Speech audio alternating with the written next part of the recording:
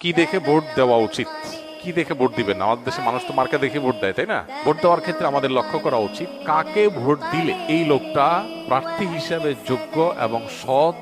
তাকে ভোট দিলে সৎ এবং যোগ্য প্রার্থীকে ভোট দেওয়া হবে, এটা আপনার বিবেককে আপনি জিজ্ঞাসা করবেন। আপনি যদি সঠিকটা উদ্ধার করার চেষ্টা করেন, এরপর দেখলেন যে না, আপনি আসলে যেটাকে সঠিক মনে করছেন এটা সঠিক হয় নাই, লোকটা রাইট পারসন না, তাহলে আল্লাহর কাছে আপনার দায় নাই। কিন্তু আপনার চেষ্টা করতে হবে যে যে কয়জন আছে এর মধ্যে সবচেয়ে ভালো যোগ্য মানুষটাকে, সে জিতবে কি জিতবে না এটা আপনার দেখার বিষয় না। আমাদের দেশে বেশিরভাগ মানুষ এই জায়গাটা এসে ভুল করে, মনে করে যে তারে ভোট দেওয়ার লাভ কি, ভোটগুলো তো নষ্ট হবে। ভোট নষ্ট হয় না। একটা ভালো মানুষ যদি অল্প কয়েকটা ভোটও পায়, তাহলে সে এটার উপর ভিত্তি করে সামনে আর কয়েকটা পাবে, তারপর আবার আরো কয়েকটা পাবে। কিন্তু আপনি যদি ভোট দেওয়ার এই রাস্তাটা বন্ধ করেন, অথবা তাকে সে কম ভোট পাবে এই চিন্তা করে আরেকজনকে ভোট দেন, তাহলে কি হবে?